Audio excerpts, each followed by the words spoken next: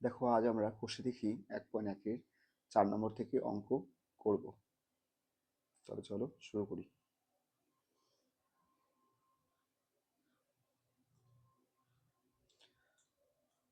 চার নম্বরে দেখো কি বলেছে। একটি বাঁশের দৈর্ঘ্য 1/3 অংশে লাল রং, 1/5 অংশে সবুজ রং এবং বাকি 14 মিটারে হলুদ রং দিয়েছি। বাঁশটি কত মিটার লম্বা? একটি বাঁশ আছে, তার 1/3 অংশে আমি লাল রং করেছি। ধরো এরকম একটি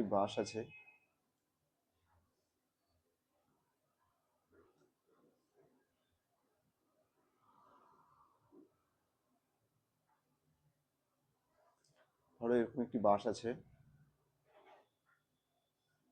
তার কিছুটা অংশ আমি কি করেছি, লাল রং করেছি।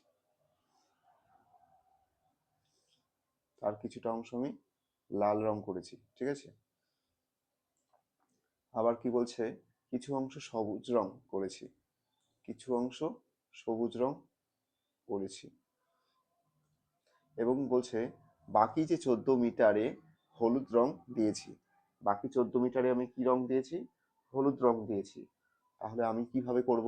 ধরি এই যে এই অংশ হলো 14 মিটার, অর্থাৎ এখান থেকে এটুকুন অংশটার মান দেওয়া আছে কত মিটার? 14 মিটার। ঠিক আছে। আর এখানে এটার অংশ এবং এটার অংশে দেওয়া আছে। তাহলে কিভাবে করব অঙ্কটা? তাহলে প্রথমে আগে লিখে নিই আমরা। ধরি ধরি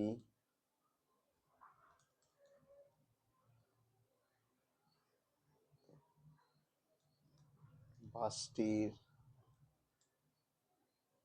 মোট অংশ 1 অংশ। ঠিক আছে। তাহলে লাল রং কত অংশ করেছি? 1/3 অংশ। এবং সবুজ রং করেছি 1/5 অংশ। লাল আর সবুজ রং মোট করেছি কত অংশ? তাহলে লাল ও সবুজ রং করেছি 1/3 অংশ করেছি লাল এবং 1/5 অংশ করেছি সবুজ। তাহলে 3 আর 5 এর লসাগু কত হবে বলো? 3 আর 5 এর লসাগু 1 দিয়ে করলে 3, 5, তার মানে 3 গুণন 5 মানে কত হবে? 15। তাহলে 3 আর 5 এর লসাগু হবে 15।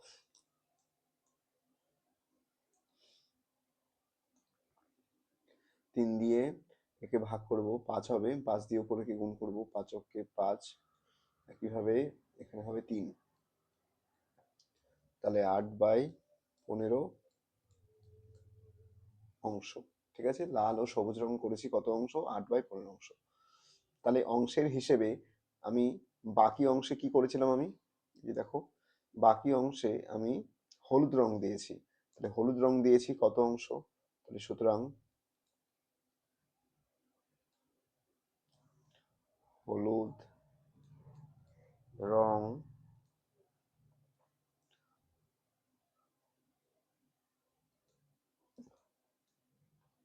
করেছি 1 অংশ আমার মূল, তার থেকে 8/15 আমি কি করব? বাদ দেব।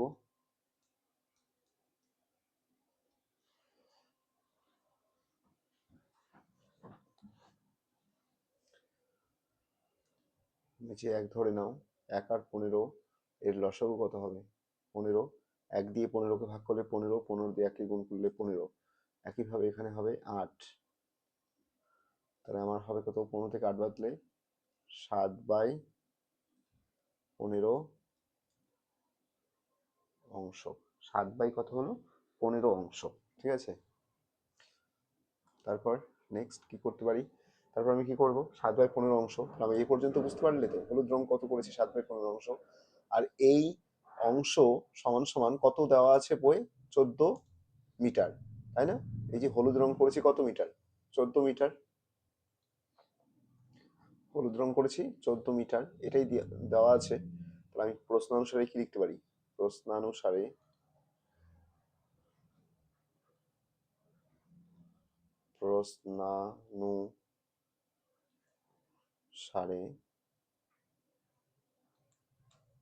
কি লিখতে পারি? যে 1/7/5 অংশ বাঁশের দৈর্ঘ্য 7/15 7/15 অংশ বাঁশের দৈর্ঘ্য কত হবে? 14 মিটার। তাহলে সুতরাং আমি কি বলতে পারি? সুতরাং এক অংশের সমান সমান কত হবে তাহলে? এক অংশ, সম্পূর্ণ অংশ, তাহলে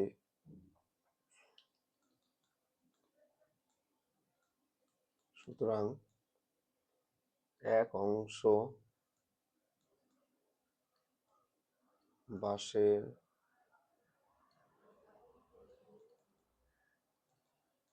দৈর্ঘ্য যদি 7/5 অংশ মানে 14 মিটার হয়, তাহলে এক অংশ সমান সমান কত হবে? কম হবে না বেশি হবে বলো? এক অংশ কি করে দেবো এবার? 14 মিটারকে আমি কি করে দেবো? 7/15 দিয়ে ভাগ করে দাও। তাহলে আমার এক অংশ মানে কত বেরিয়ে যাবে? 14, ভাগ চিহ্ন আছে, গুণ চিহ্ন দিলাম, উল্টে যাবে, তাহলে 15/7, 7 দুগুণ 14, তার মানে কত হবে? 30 মিটার।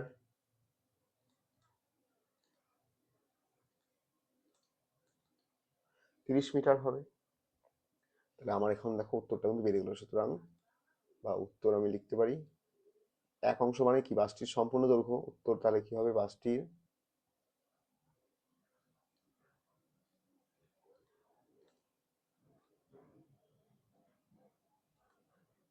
সম্পূর্ণ দৈর্ঘ্য 30 মিটার। ঠিক আছে, দেখো 4 নম্বর অঙ্ক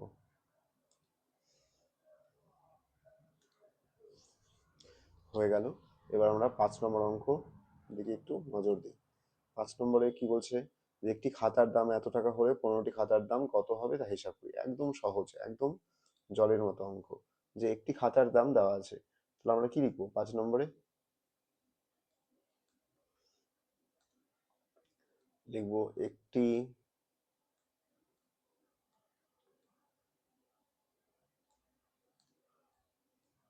খাতার দাম কত?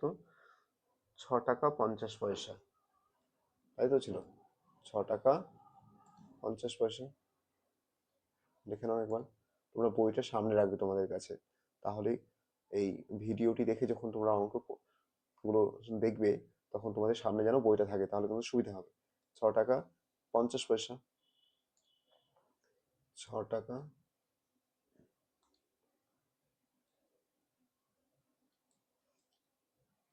50 পয়সা। একটি খাতার দাম 6 টাকা 50 পয়সা, তাহলে আমি কি লিখতে পারি? সুতরাং 15টি খাতার দাম কত হবে? কম না বেশি? বেশি হবে। একটি খাতার দাম দেওয়া আছে, 15টি খাতার দাম বেশি হবে। তাহলে 6 ইন্টু 50 ইন্টু 15, এত পয়সা না, 6 টাকা 50 টাকা ছিল, 6 টাকা 50 টাকা হবে এটা একক। 6 টাকা 50 টাকা, এটা কোনো কি হবে? টাকা হবে। তাহলে 15 শূন্য, 5 15 75, 5 হাতে 7, 6 15 90 আর 7 97, অর্থাৎ 97.2 ঘর পর পয়েন্ট ছিল, 2 ঘর পর পয়েন্ট হয়ে গেল টাকা। তাহলে আমার উত্তর কিন্তু বেরিয়ে গেল যে 15টি খাতার দাম কত? উত্তর 15টি খাতার দাম, 15টি খাতার দাম 97.50 টাকা। ঠিক আছে, দেখো নেক্সট 4 নম্বর হয়ে গেল আমাদের। 4 হলো, 5 হলো, এবার 6। একটি বাক্সে 12টি চিনির প্যাকেট আছে। আচ্ছা, প্রতি প্যাকেটের ওজন দেওয়া আছে। বাক্স এবং প্যাকেটগুলির মোট ওজন এত কিগ্রা হলে হিসাব করে দেখি বাক্সটির ওজন কত। খুব সহজ একদম। দেখো যে একটি বাক্সে 12টি চিনির প্যাকেট আছে। আচ্ছা, প্রতি প্যাকেটের ওজন, তাহলে একটা প্যাকেটের ওজন দেওয়া আছে, আমরা তাহলে 12টি প্যাকেটের ওজন কি করতে পারবো, বের করে নেবো। বাক্সে 12টি, তাহলে চিনির তাহলে প্যাকেটগুলির মোট ওজন 36 কিগ্রা হলে বাক্সটির ওজন কত, আমাকে বাক্স এবং প্যাকেট দুটোর ওজন একসাথে দেওয়া আছে 36 কিগ্রা। আমি তারপরে আমাকে কি চেয়েছে, বাক্সটির ওজন শুধু চেয়েছে। তাহলে কি করব, তাহলে আমি প্রথমে আগে কি বের করব,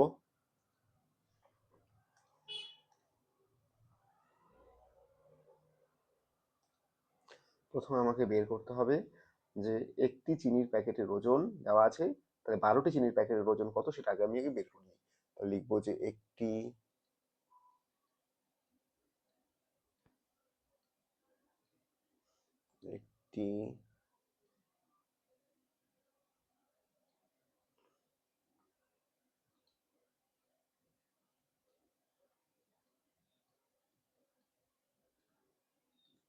চিনির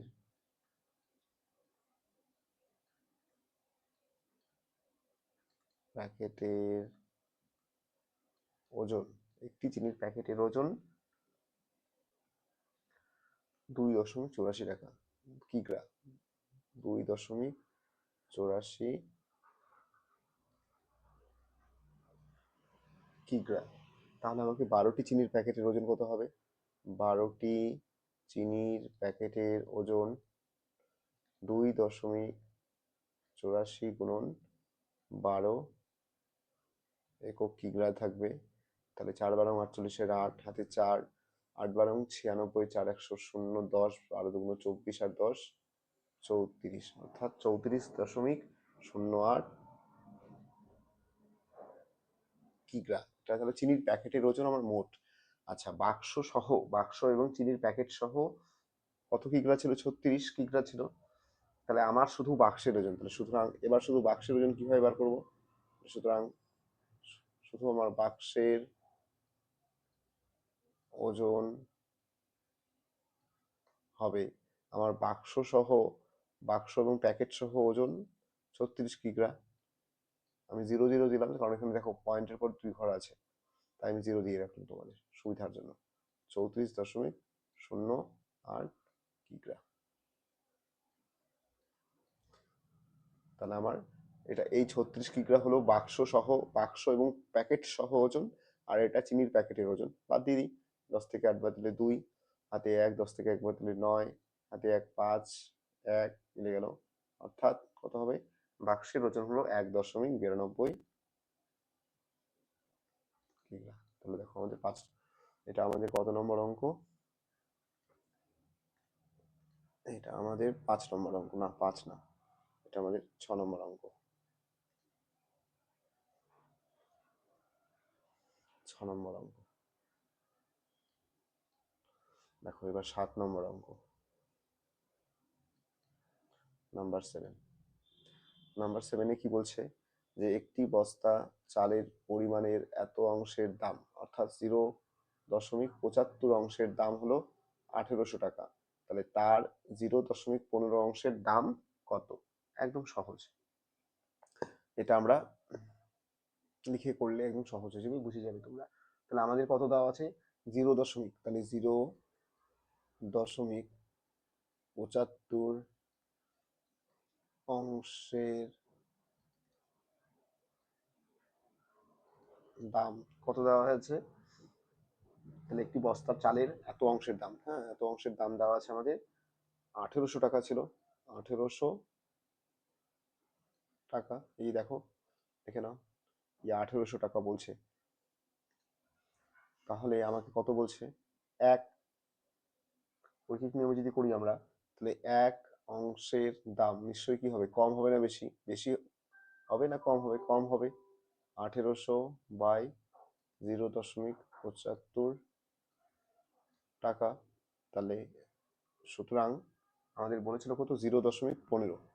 0.15 অংশের দাম কত হবে, 1800 বাই 0.75 ইন্টু 0.15। দেখো এটা কিভাবে করব, অঙ্কটা খুব সহজ। এখানে নিচে দাগ দাও, 1 থেকে 100, পয়েন্ট উঠিয়ে 1, দুটো শূন্য। আচ্ছা এখানেও পয়েন্ট উঠে যাবে, পয়েন্ট উঠলে কত হবে, 1, দুটো শূন্য। আচ্ছা উপরে তাহলে কত আছে, 1800, নিচে ভাগ আকারে আছে। আমি যদি এটাকে গুণ দিই উল্টে যাবে, 100 বাই 75, এদিকেও গুণ আছে, গুণই থাকবে, তাহলে তাহলে উল্টাবে না কিন্তু এখানে আর। হ্যাঁ, যেহেতু এখানে গুণ চিহ্ন দিয়ে আছে তাহলে এটা যা আছে তাই, কিন্তু এটা ভাগ আকারে ছিল, গুণ দিলে উল্টে যাবে। এই 100 কাটা, 5 15 75, আর এই 5 দিয়ে 3 5 15, 30, 5 6 30, তাহলে কত হলো, 5 6 0 5 0, না না 360 হবে, শূন্য বেশি হয়ে গেছে, কি হয়ে যাবে, 360 টাকা হয়ে যাবে।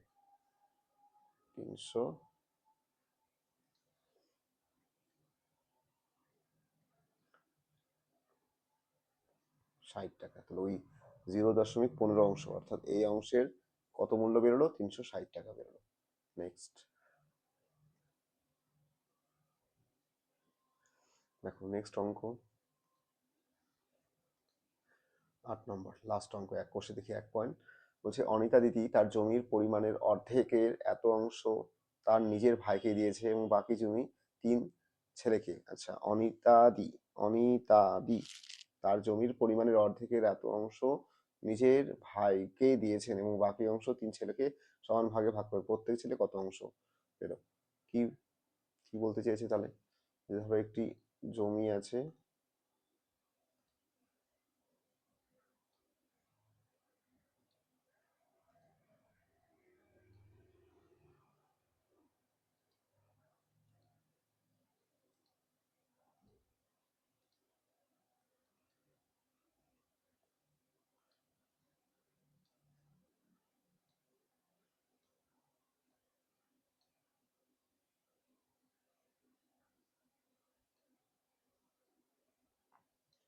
এই একটি জমি আছে, এই জমিটির অর্ধেক যদি আমরা করি,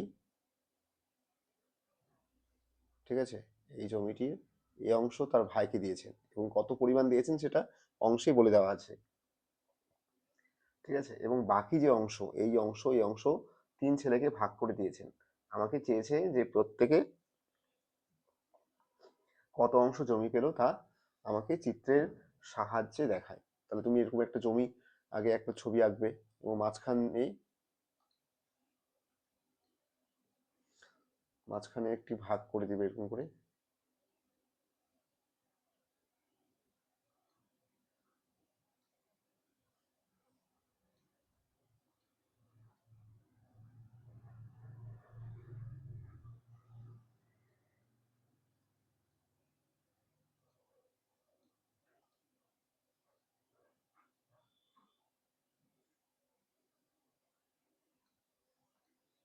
দেখো জমি দুটি অংশ করে দিবে, করে দেওয়ার পর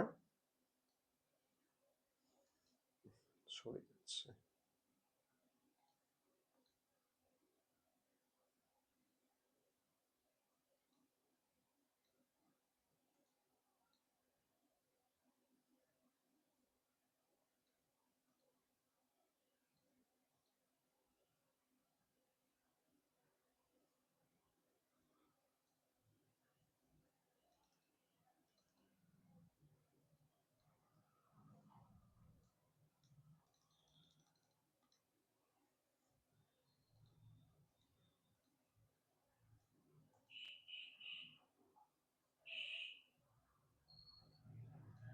দেখো দুটি অংশে ভাগ করলে, ভাগ করে একটি অংশে তুমি, সে তার ভাইকে দিয়েছে এবং বাকি অংশটি তিনি তার 3 ছেলেকে দিয়ে দিয়েছেন। তাহলে আমি ধরি কি, ধরি অনিতাদির জমির পরিমাণ 1 অংশ, অনিতাদির সম্পূর্ণ জমির পরিমাণ 1 অংশ, এটা আমরা ধরে নিই। ধরি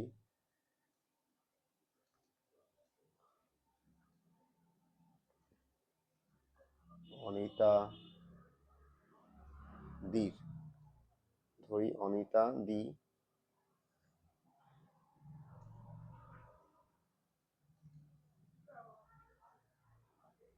সমস্ত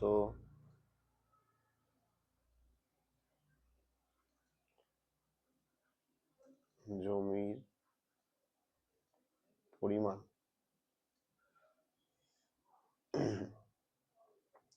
সমস্ত জমির পরিমাণ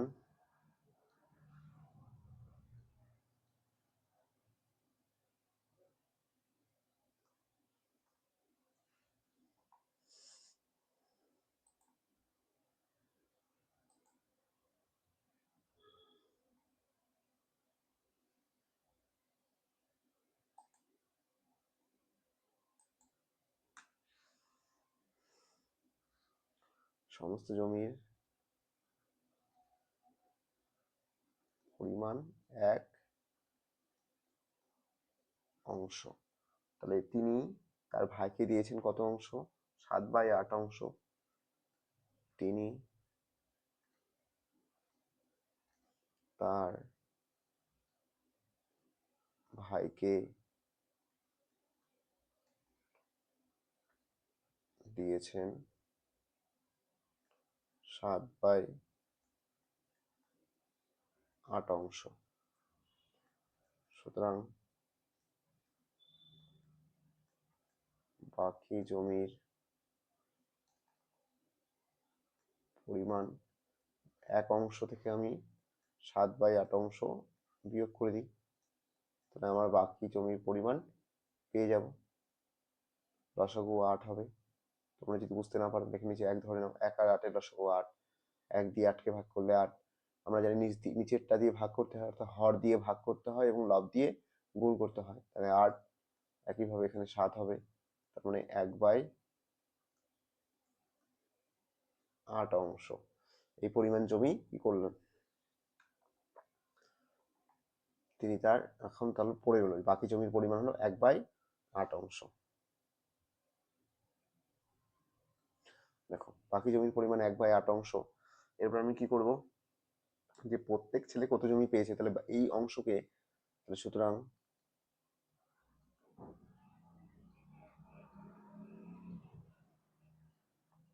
প্রত্যেক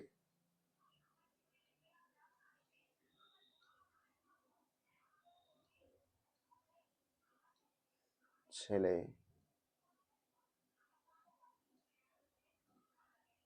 জমি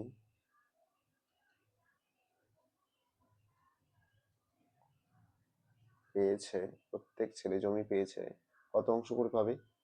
1/8 ডিভাইডেড বাই 3। 1/8 নিচে 1 ধরে নাও, গুণ চিহ্ন হলে 1/3 হবে, অর্থাৎ 1/24 অংশ।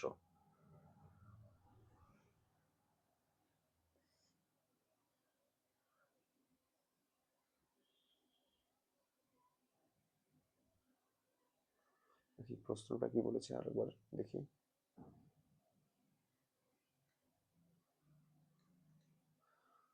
তার জমির পরিমাণের অর্ধেকের এত অংশ। ও আচ্ছা আচ্ছা, এখানে অর্ধেক দেয়নি, অর্ধেকের, আচ্ছা জমির পরিমাণের অর্ধেকের, এই জিনিসটা মিস করে গেছি আমরা।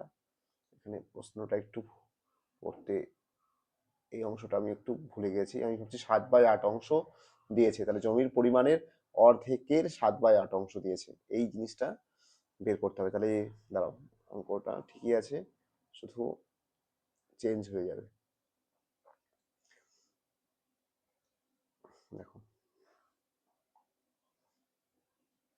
1 অংশ তিনি তার ভাইকে দিলেন 7/8 অংশ, তাহলে বাকি জমির পরিমাণ কি করব, এই জায়গাটাতে একটু ঠিক করতে হবে, এই জায়গাটা ঠিক করতে হবে।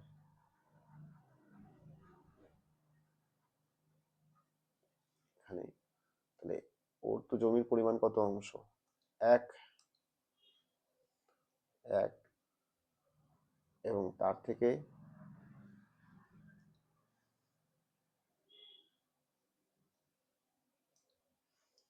1 অংশ হলো মোট জমির পরিমাণ, এবং তার থেকে কি করছে, অর্ধেকের 7/8 অংশ ভাইকে দিয়েছে,